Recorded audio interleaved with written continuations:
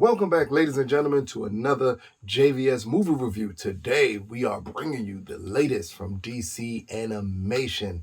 This one is titled Batman: The Long Halloween Part 1. Now, for you all who know, I've been a huge component of DC animated films. I wasn't of the last Superman movie, but then I felt they completely rebounded, and you can check out Sam's review on Justice Society World War II. I thought that was a huge rebound. So again, I was a tad bit hesitant going into another Batman animated movie because at this point we got like 80 of them. So I was a little hesitant going to this one, but I'm going to give you a synopsis and we're going to get into it. So during the holidays, a brutal series of murders strike fear into the city of Gotham. Batman sets out to pursue the serial killer with support of police officer James Gordon and district attorney Harvey Dent, starring Jensen Ackles, Josh Duhamel. I'm never Transformers guy, and the beautiful Naya Rivera, who passed away before this film was released. Now, I think this is Mr. Ackles' first time playing Batman. I was a bit surprised that he was Batman here, but he does a great job as Batman in this movie. And overall, this movie, unlike some of the past films we've gotten from the DC universe, animated universe, this one takes back on the approach of a movie that I absolutely loved from the animated universe, and that was Batman Year One.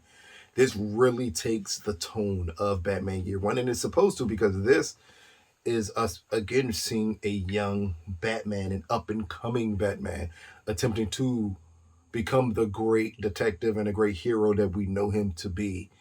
And I love the ongoing joke in this film of needing to become a better detective to figure out things.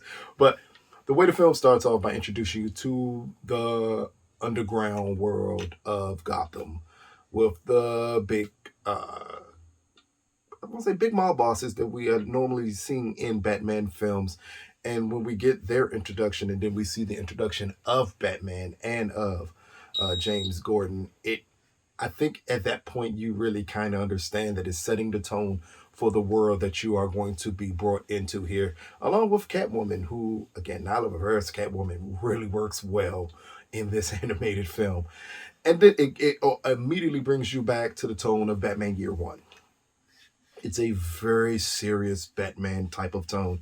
And I know what you're thinking. Batman films are all serious in tone in one way or another, besides the horrible ones from the 90s where everything was silly.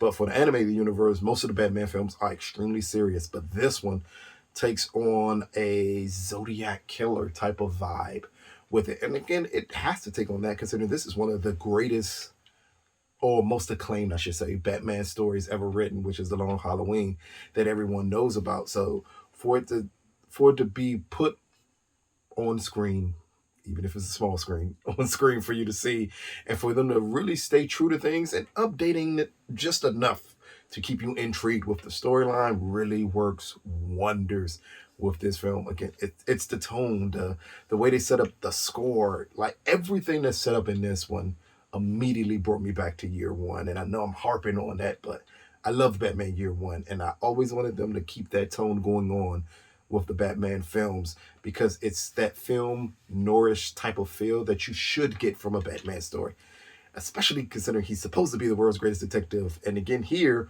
we're getting a newer Batman, a newer Bruce Wayne, someone coming into the persona of what the Batman should be and learning skills to become the Batman, including with The Long Halloween. You're always going to get the backstory of how we get the creation of Two-Face. That is a pivotal part of the Long Halloween, is the creation of Two-Face. And Josh playing Harvey Dent here really works well. The intensity that he is drawn with. Now, this was a style that I was not a fan of in Superman Man of Tomorrow. I was a fan of it for the follow-up, which was the Justice Society film.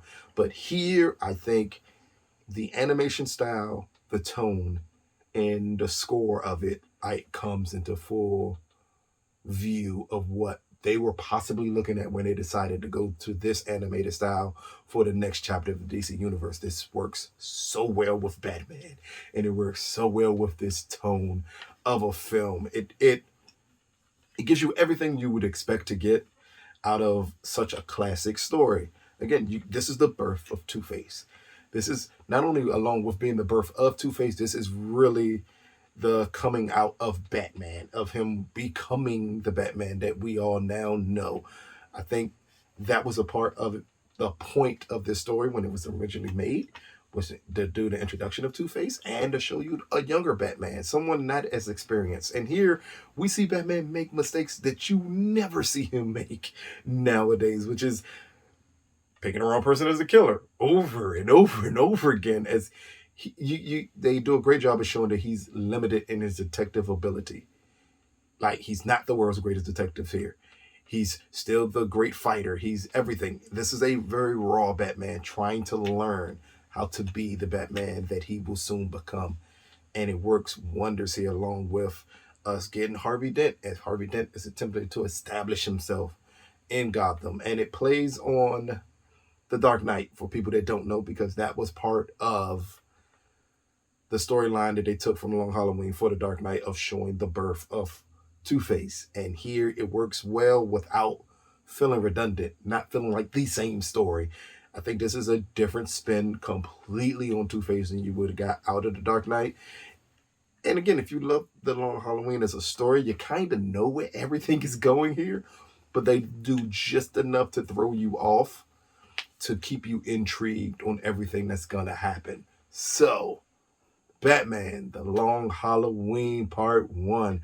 Out of a possible 10, I'm going to get this 8 out of 10. It is hard for anything with Part 1 in the front of it to be perfect. You can't make it perfect because you're going to leave a cliffhanger. And depending on how you do it, the audience could be mad from your cliffhanger.